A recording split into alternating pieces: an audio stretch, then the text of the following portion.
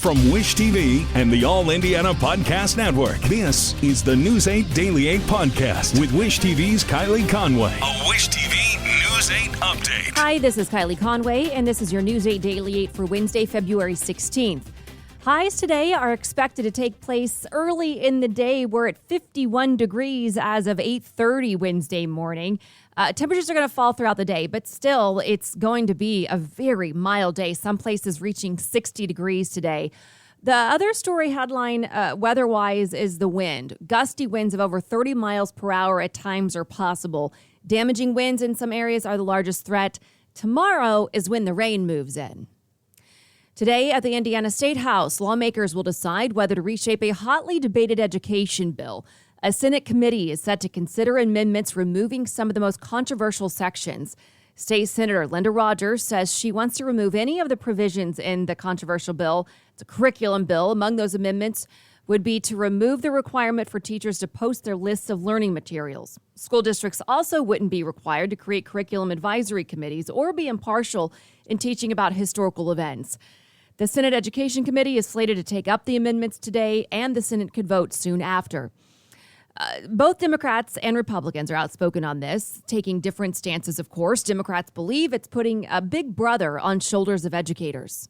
The intent of this bill was to politicize classrooms, and even with the new makeup of and new policies that they amend in this legislation, it's still a slippery slope to where it allows bad actors, like we talked about before, the opportunity to object to curriculums that have been and issues that have been already solved. And like I said before, that's the Holocaust, that's racism, that's, topics that may be difficult, but they're necessary because it's American history. And it's being marketed to our schools, to our students, and to our teachers as something that is really positive and is unifying, when in reality, it's rather segregationist. While it seems Republicans think the opposite. Republicans say they want more parental input in schools and also believe there should be a unifying message in all Indiana schools. One of the things that I like about this bill is they're creating a different agency in which they will oversee complaints regarding school systems. The amendment would remove language that sets up a complaint process and allows for lawsuits due to violations of the bill. And it takes out language to require schools to be impartial when teaching about historical events. A major tax-cutting bill has been almost entirely stripped by an Indiana Senate committee. The bill cleared the House last month. Governor Holcomb had asked lawmakers to remove the 30% minimum for Indiana's business personal property tax. House Republicans combined that with other cuts, including an income tax cut over the next several years that would reduce it from its 3.23% right now to 3%. At the time, it was estimated to cost the state more than $1 billion a year. Now the Senate committee says that is just too much for the state to bear. Committee members say that they're willing to reduce the business personal property tax minimum if they can make up the lost revenue elsewhere. The Senate committee hasn't yet voted on whether to send the bill to the full Senate. If it does move to the full Senate, lawmakers could make more changes there. A police chase ends in a crash, sending 2 innocent people to the hospital. It happened just after midnight, just southeast of downtown Indianapolis. Police tell us that it started with a call of a man battering a woman, and he took off in her Jeep. Police say he refused to stop, and about a mile away at Minnesota and State Street, ran a stop sign and crashed into an SUV. The impact threw the driver out of her SUV, but did not end the danger. So once he had the crash, he was still trying to flee, and the officers were behind him, and he backed into those officers a couple times. Well, luckily, we were able to get one officer at the front and pin him in so he couldn't get any momentum. And there were officers out of their car trying to get him out, so they were in danger as well, so they took cover. Police now have the man in custody. Officers tell us the driver and passenger from the SUV are husband and wife, and both are now in the hospital. Officers say she is in critical condition and he is stable. A search is underway for the person police say hit a 12-year-old girl in a school zone and then drove off. This story, you might have seen it as breaking news on Daybreak yesterday. The child's parents say she was on her way to Northwest Middle School when she was hit at 34th and High School Road. She was taken to Riley Hospital for Children. IPS board member Commissioner Evan Hawkins says the group is taking steps to hopefully prevent this from happening again. One time is too many, and this is horrible. And so absolutely, I think further discussion is going to happen again, we have to make sure that we drive home the message that drivers have to slow down and be conscious of the fact that this is a school zone and that young people are walking to school. According to the school, it's not known if a school crossing guard was there when the student was hit, and police say they do not have a description of the vehicle. Expect masks to be a major topic today when the White House COVID-19 team talks. Cases and hospitalizations are dropping, leading to more calls for relaxed rules. Indiana just recorded its lowest number of COVID cases in hospitals since mid-November. Several states, school systems, and local governments have changed their mask rules, but the CDC has not altered its mask guidance. The director of the CDC has said she's encouraged by the current trends, but doesn't think the country's ready to ditch the masks. Dr. Anthony Fauci says the trends are positive news. If we continue to go in this direction, we'll start to see a lightening up of the mitigations that are going on, which is what we're all hoping for. The CDC says it's constantly evaluating new data to make the best decision on its masking guidelines. There will be no masks or COVID-19 vaccine requirements at this year's Coachella. Event organizers say that could change depending on any local, state, or national requirements, or if an individual artist or promoter would like to enforce proof of vaccination or masks. Coachella is returning after a 2-year hiatus. The music festival normally draws more than 100,000 people a day. Russian President Vladimir Putin says he welcomes dialogue with the United States. It comes as his military reportedly pulled back some troops near Ukraine yesterday. Putin says he does not want war and would rely on negotiations. President Biden says the White House has yet to verify Russia's claim and that an invasion is still a possibility. In an address to the nation, President Biden acknowledged the consequences an attack could have here at home. There could be impact on our energy prices. So we are taking active steps to alleviate the pressure on our own energy markets and offset raising prices. Putin did not commit to a full pullback of troops, saying the country's next moves will depend on how the situation evolves. A group from central Indiana is on the ground in Ukraine right now, ready to help if Russia invades. Mission to Ukraine is a nonprofit based in Noblesville. It provides free medical help, counseling, food, shelter, and clothes to women and to children with severe disabilities. The group says it has seen more military equipment near its site in recent days. So we made a decision to stay where we are and not to evacuate our team quite yet. Again, we're monitoring, but at the same time, we're prepared to serve our clients because we do have relationships with them. We know these families in the villages. They come to our center every day, and we want to be there for them.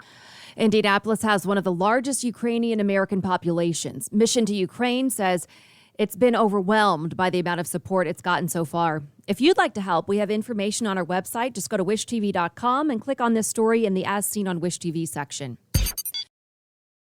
A Hamilton County Sheriff's police dog played a crucial role in finding a missing child in Carmel.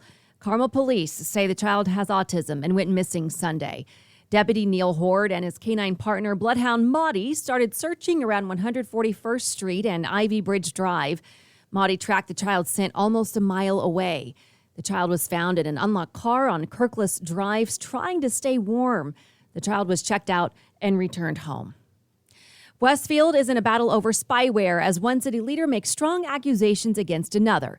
The city clerk claims she has proof that the mayor's office spied on her and her co-workers.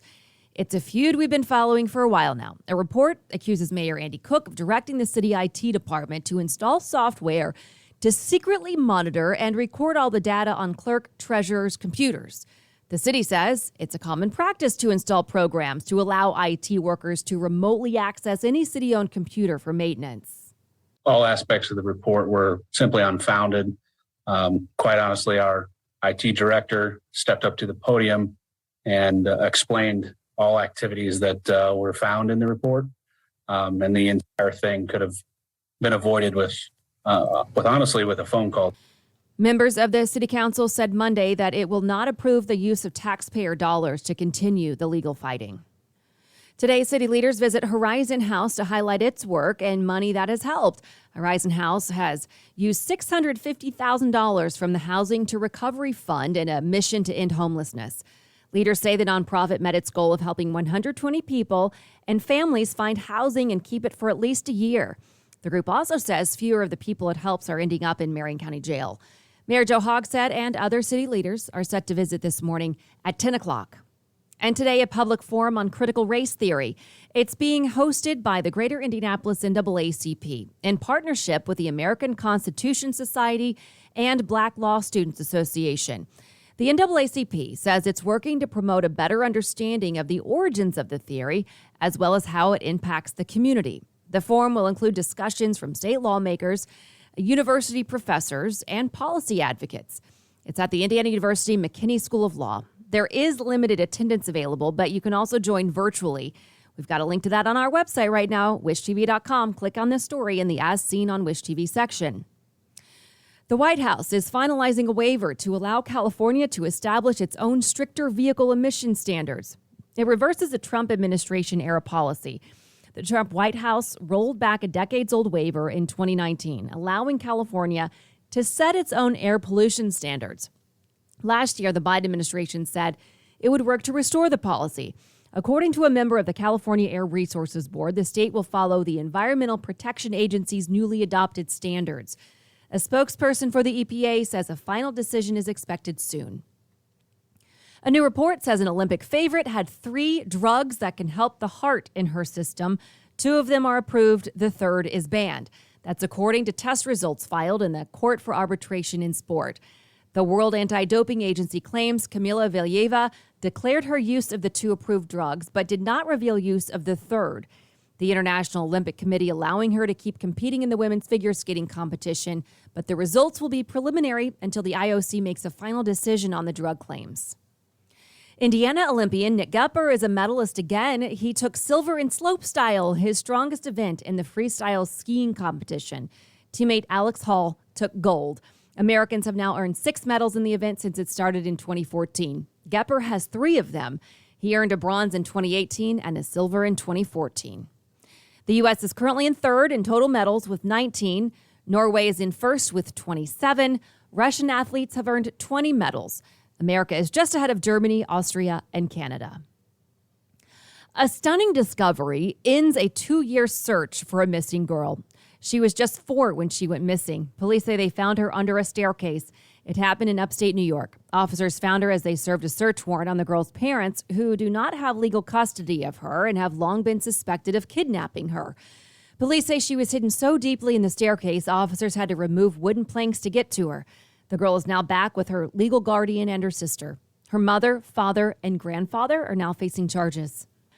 The family of the woman shot to death on a movie set is suing. Cinematographer Helena Hutchins was killed in October by a shot from a gun actor and producer Alec Baldwin was holding.